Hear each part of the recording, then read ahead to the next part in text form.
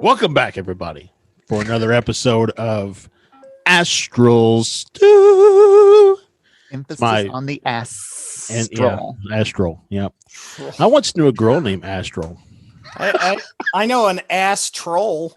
I know an Astrid. Oh. Anyways, Or Noah, rather.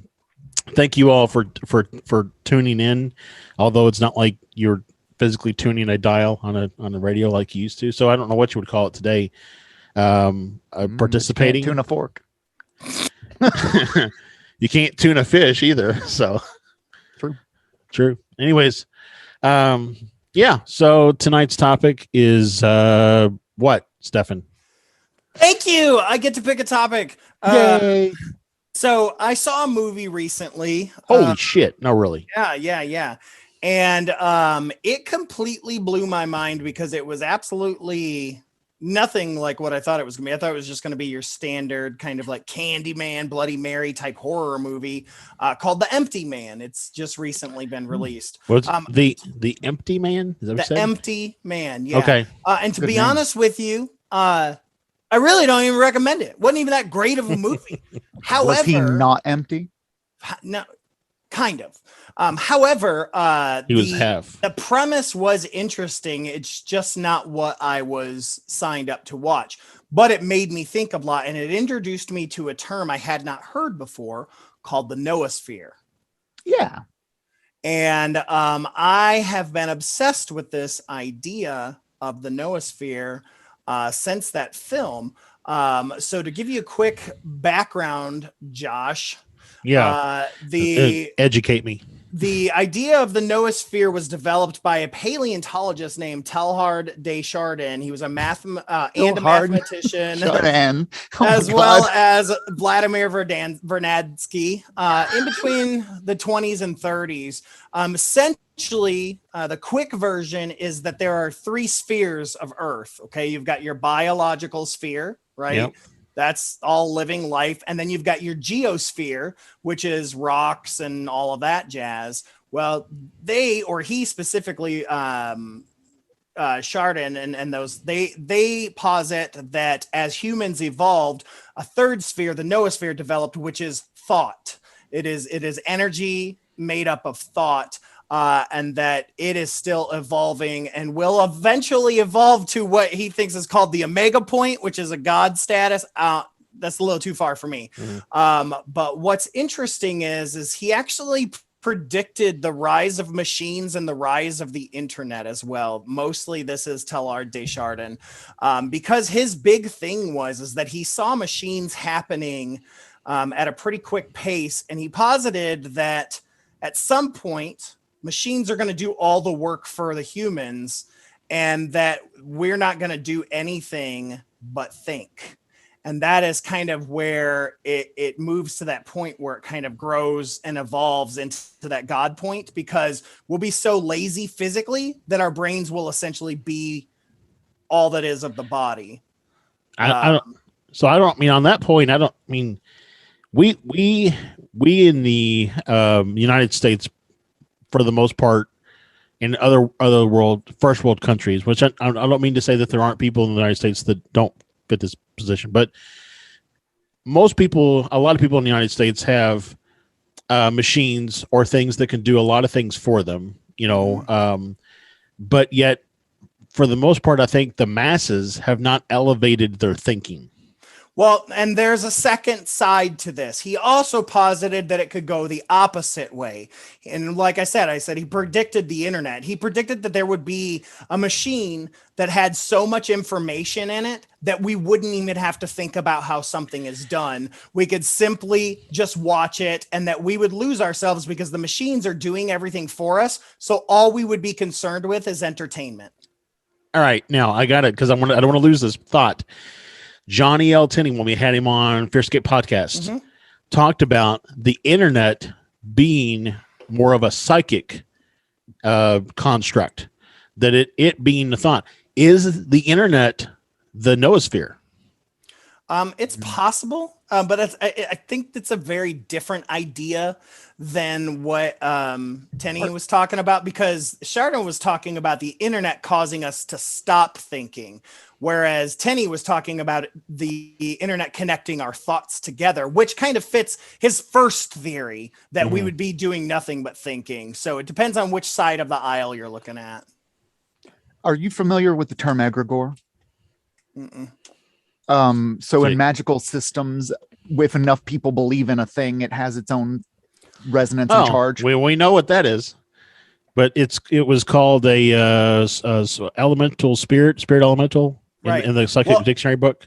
It's interesting that you bring that up, because the movie used the noosphere in that terminology, in which these people were able to think so much that they could create a human being. They were able to create a spirit, this empty man. He was empty because he had no body, but he was still fully formed, almost like a ghost, right? And this empty man was seeking fulfillment. Like that was part of what the movie was about. But it was almost like the Philip experiment. It's like that, where they were able to use their mind and their thoughts, so much connectivity, to create life. Isn't that also another way of describing the astral plane, or the phenomena of an astral plane? But maybe. I mean, maybe, and I would say that we already create with thought, right?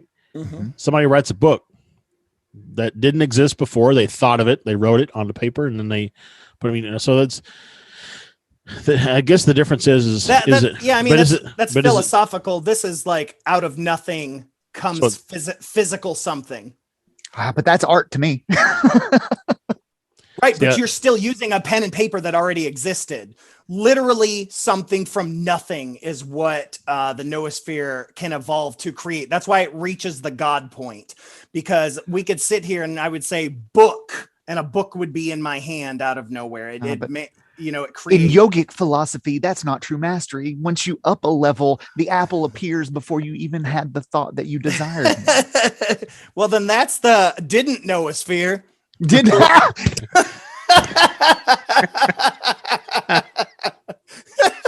Sayatosh out. He's slinking his way out of there. And I need a Santosh. When you use the noosphere, you're fired. You're fired. He's back. You're fired. You're fired. You are fired. Ooh, that would be a fun show. We should all do the show one time with puppets.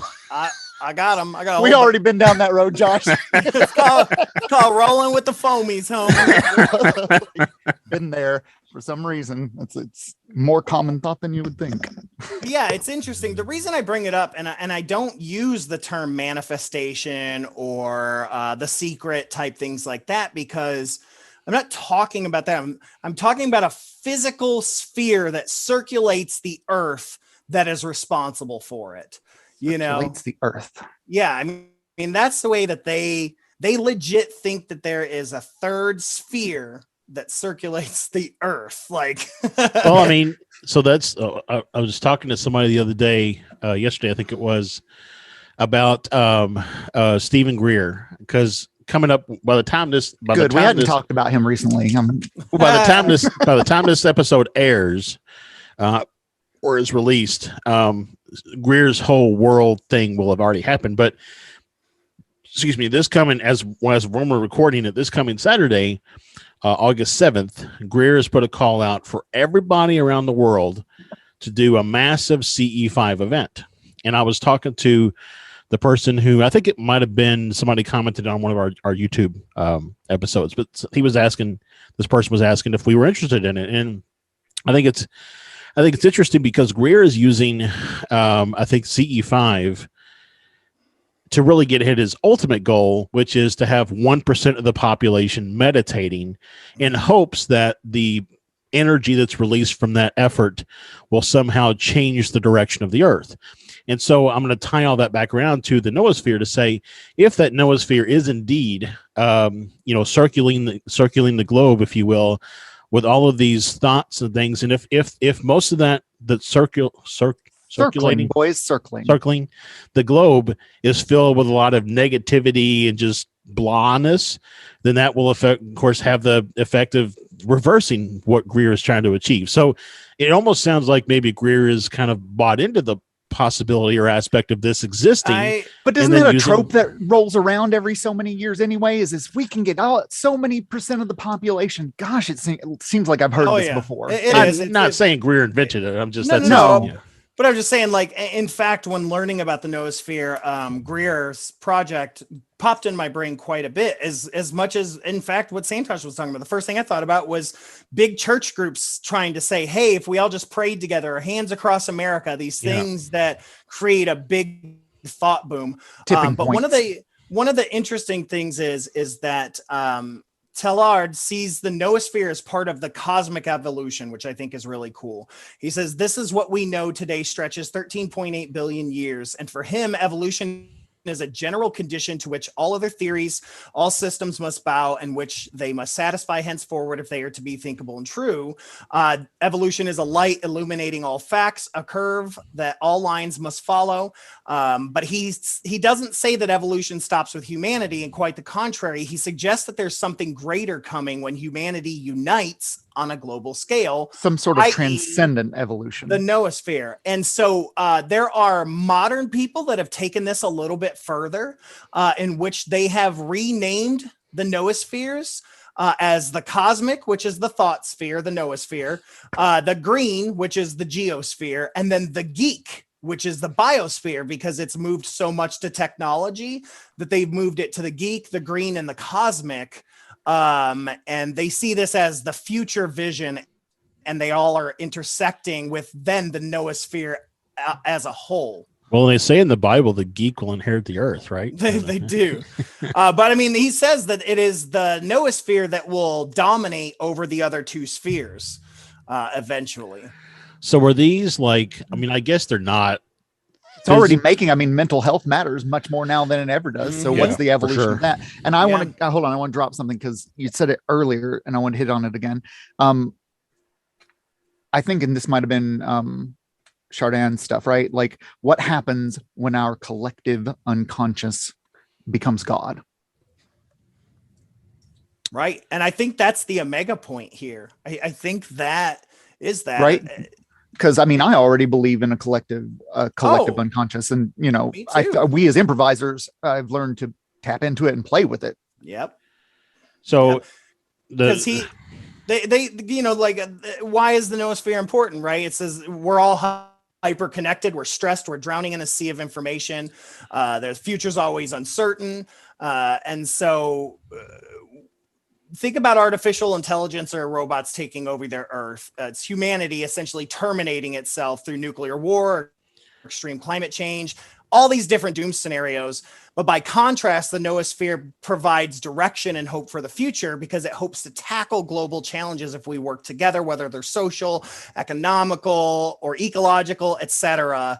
It's a holistic idea that has become this global groupthink.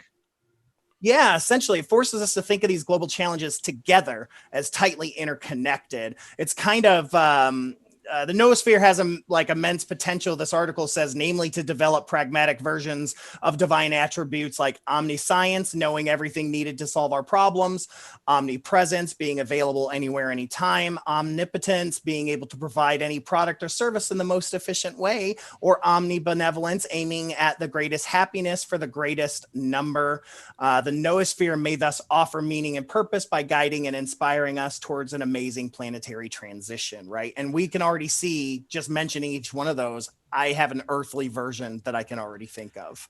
So let me ask this question. Is it plausible then that the Noosphere is transcendent? I'm going to use the wrong word. Transcendent thank you. The physical plane.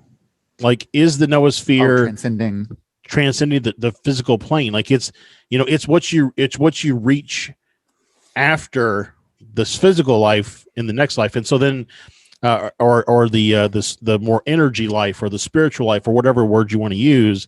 And so then Santosh should go back to your question around the whole astral plane, the astral plane very much being not around the physical body, but around the energetic or spiritual body. And so again, that's where the noosphere is happening, is this outside is of this physical plane. Yeah. Yes, kind of. But this is different in the way that it is not. It is simply our thoughts. Like, it is thought itself, where thought comes from, perhaps. Or and doesn't it right? bank on us being antennas? Sort of like saying we're radios trying to tune into the frequency, but we've fucked all the bandwidth up with our clatter and our noise and our tech. Yes, yeah. So it's our thoughts that are out there that are taking swirling. It to the extreme. You're afraid of 5G. Yes, yes. And much like anything, many people think that this can be manipulated. And in fact, that kind of goes into my second thought process, or my second idea that I wanted to bring up, but it's what we talked about. The Philip experiment is a perfect example of using the noosphere, or an elemental spirit. It is using our thoughts to manifest, to create something out of nothing. So what's using thoughts? Because the Philip experiment, where they created the ghost, they all got together. Okay. So we haven't covered it on Fearscape yet, but I want to. It was. You know what I've been thinking about a lot recently? Ectoplasm. Where are all the good ectoplasm stories? I don't know, but I did just watch What We Do in the Shadows yesterday, and since they were vampires, they were able to see the ghosts of themselves. Because their souls left them when they turned into vampires. So they actually had a seance and hung out with themselves. It was pretty fucking hilarious. But they all had to go to the light. And so anytime you walked through any of them, you'd get ectoplasm all over you. Well, one of the characters was saying that when he became a vampire, he was mid-orgasm. And he never got to finish, but his hands are ghost hands, so he can't finish. And so he asked himself to finish him. So later on, one of the vampires comes in the room and he goes, "What is all this?" He goes, "Oh, it's just ectoplasm. Lots of ectoplasm." It was pretty funny. Thank you for your share. Yeah. You're welcome. Thank you. So where I was going to go with, the more serious topic of ectoplasm is, have you all? I know, Stefan, you have the Surviving Death docu-series that was on Netflix, based off the book that Leslie Kean wrote. So, anyways, in that series, there's a part where they go to like Norway or something like that, where this trans medium is doing seances. And she talks about the ectoplasm that will come up in the room and kind of interact and things like that. So it's just, since you said where are the good ectoplasm stories, there's a docu-series on Netflix that has ectoplasm in at least one of the episodes. Mm-hmm. Well, there we go. This is very true. Very excellent show. So another question asked on here was, will the noosphere become conscious? And this is something that I think about, and it's really interesting. It says that's to be expected, but no one knows, of course. So the issue here is that we will never be able to gain a profound equal dialogue with the noosphere, but in a way, and this is what's really interesting, we're already using the brain power of the noosphere when we use digital assistants like Alexa, Siri, and the Google Assistant. That they think that is where AI is able to gain their thoughts and their information, and all of that stuff is from the noosphere, because they feed on terabytes of data to bring us answers, and they filter big data for us and give us the tiny bit of information that we need. And this is just beyond our brain capacity. So some transhumanists would say that we could improve in our brains with neural implants, but even then we would never reach the capacity of the noosphere as a whole like AI can, because of the processing power. So what is consciousness? Yes. Well, yes, and so thank you, Buddha. that is one of the first questions. Very, very zen of you. So, the reason I asked the question is because to say that the noosphere would become conscious would imply that we can define what consciousness is, to say that it's not already conscious. Okay. I'll allow it.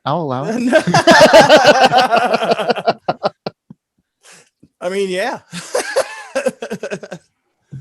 So if the noosphere is already conscious, and it is a collection or an amalgamation of all of our thoughts, both past, present, and seemingly in the future, then is it already at the God state?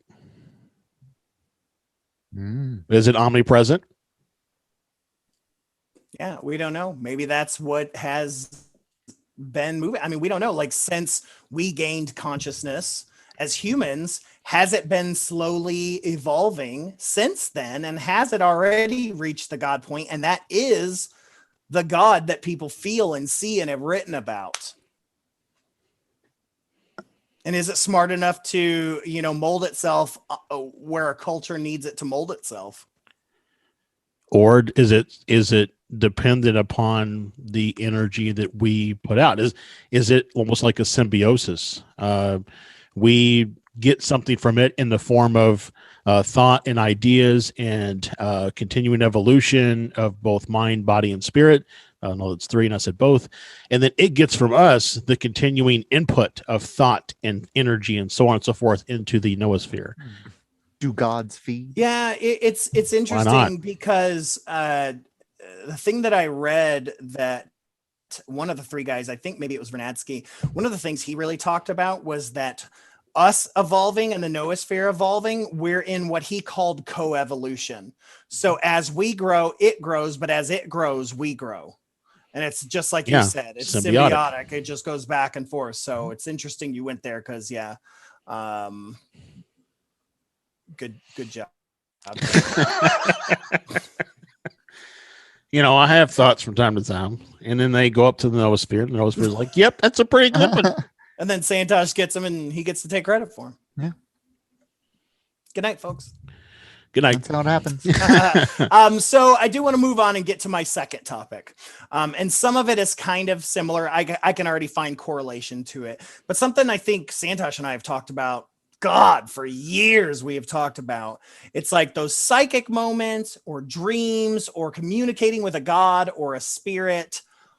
Are we communicating with actual entities, or is it just our subconscious speaking back to us and allowing us to learn from it or whatnot, right? So especially if you're looking at dreams, like are dreams these really magical, mythical things, or is it just us telling ourselves what to do, especially when we have those learning dreams? So the inner voice is what you're saying. Mm-hmm. Sort of, yeah.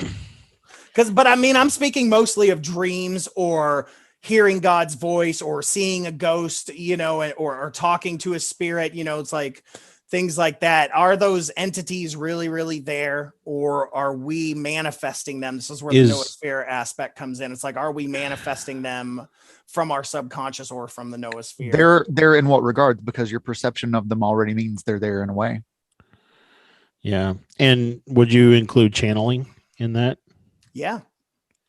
I mean, that's the thing everyone asks us when we read tarot, when we channel or do anything like that. Is it really Dear Dead Uncle Bernie? Right. Is it really Dear Dead Uncle Bernie, or is it really your high spirit guide, Shamuga Kest, or is it just your subconscious, Shamuga you're just pulling from your subconscious, like my sister can speak to the dead. Is she really speaking the dead, or is she pulling from her subconscious to help someone through their experience? Or is the dead speaking to her subconscious, giving her the things to think in the first place? Exactly. That's how I feel. Or does it, or like does the Ouija board? Or does it matter?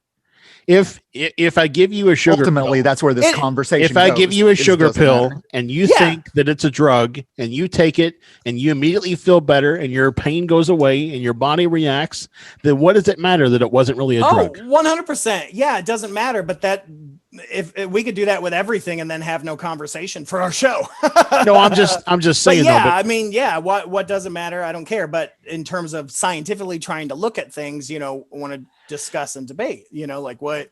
Well, and I mean, I would think that sometimes, so I struggle with this quite a bit because I'm over analytical on a lot of different things. And so one of the things that I process or try to process a lot is sometimes, I've talked with you all about it.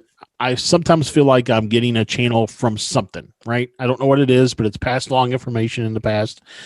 And one of the things that I struggle quite a bit with, and in fact, I just asked myself like 3 nights ago, was, is this really something I'm talking with, or is this just me passing along the information, but is it me wearing a different hat, so to speak, so that I assign higher importance to it because it's coming from seemingly something else, right? And then you ask the thing that I know Santosh and I have both worried about is like, where does that line flip between speaking to spirits and hearing them and schizophrenia, right? Hearing voices in your head. The play of objective and subjective reality, right? And translating one into the other for someone else. It's tricksy business, right?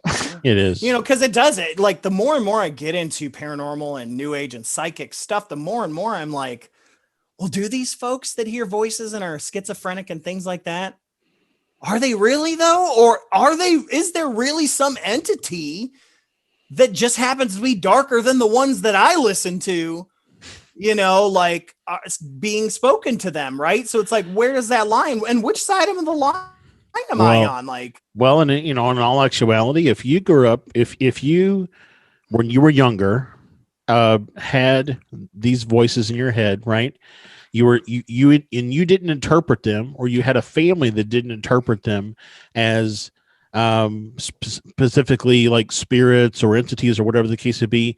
And if they treated you like you were quote unquote insane, then you would likely be in an institution right now. But because of the environment that you grew up in, or because of when they started happening to you, or both, your situation is different. So to your point, are schizophrenics really schizophrenics, or are they just experiencing things that the society that which they grew up in? Okay, we've got to be careful, because the paranormal community shits on the mental health community, or they try to shit on each other. So we're choppy waters right now. We're on a line. Yeah, I was like, we're in choppy waters now. I just felt I needed to say that. Right. So so to just finish that question is how many folks are in an institution or have been throughout the years that just legit have a psychic gift that we don't have? How many had a religion founded after them?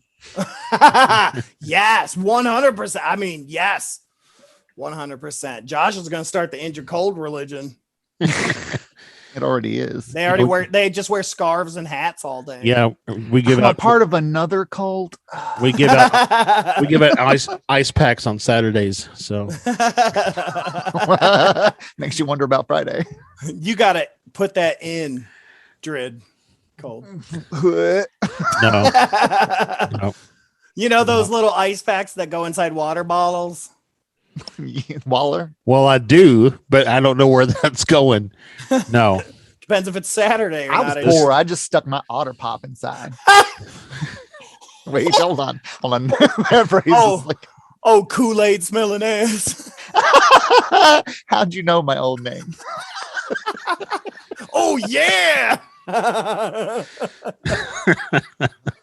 yeah, I don't know. I mean, and the reason I brought all that up, to be honest, is just because it's something I question. I question it all the time. When I'm reading your tarot, it's like, am I pulling this out of my ass? But it's those times that I'm reading someone that I've never met, and I'm able to say things to them that there's no way I could have known, like something about their family, or, I mean, I've watched my sister do it. A stranger should just, your mother's here and I need to tell you something. And they start crying and she says these things. So it's like, but then there are other times it's like, Ouija board. It's like, were we moving it? Was there collective consciousness? Yeah. Did we want it to say things? Did one of, I don't know. Well, again, I'll take this back to my sugar pill example.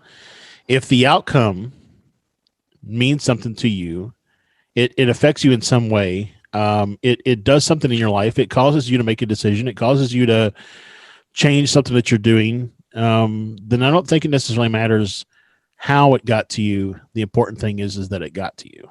Yeah. And also seek out your mental health care professionals. But have them in the bag. But no, I agree with you. Like, that's always where this was going to go, was if it changes you for the better, then it is real, right? Like, right. Shit. Well, I mean, I was on a Facebook group a couple of days ago. I was scrolling through, and somebody had posted a picture that they took at their daughter who had just passed grave, and like the sun is setting in the background, and there's a like a golden yellow light that's kind of hovering over top of the ground. And everybody who commented on the picture is like, hey, that's just, I'm sorry for your loss, but that's a lens flare. But then several people are like, don't listen to them. That's your daughter sending you that from beyond the grave. Or again, it's what you need to know at that point in time. You can either say it's a lens flare or you can say it's your daughter sending you a message, but that's completely up to you as the perceiver of their phenomena. How does it help you show up in the world is the question that I ask. Like, how does it help you show up in the world? Yeah. And it's interesting because, even your mental health professional, 2-3 of them could have completely different points of view. I mean, my sister found a therapist that believed in very new age practices and things like that and was like, hey, you are not crazy. But the therapist she had before was like, you're hearing voices and we really need to get a deeper look at you. You know what I mean? It's like, well, and that's what I'm saying. I mean, it all depends on the society and the environment in which you decided to share the experiences that you're having. That's why I'm glad that the church is not in control of this world like it once was. I mean, don't get me wrong. It still is. It still is, but not like it was. Yeah. I mean, like if you even looked like you saw a ghost, you were being burned at the stake. You know what I mean? And so it's like, how did they know you saw it? Because they saw it themselves. It doesn't matter. They saw you see it. Yeah. They saw you see it. They're like, I got to burn it, motherfucker, before he rats me out. Because you gave him a handy, and all of a sudden he doesn't want the community to know he's gay. So, boom, you're the witch. Yep. So this is a total turn. With a scarlet HJ written on your a scarlet HJ. I would watch that movie. You just wrote it. What are you talking about? I did. I'm gonna tap into the Noosphere and make this happen. No. The Noosphere tapped into you to make that come out. Just like Rocco's basilisk. If it keeps tapping, it's gonna have to wear a scarlet something else too. Well, that's where maple syrup comes knocking, from. But you can't come in. What? That's where maple syrup comes from.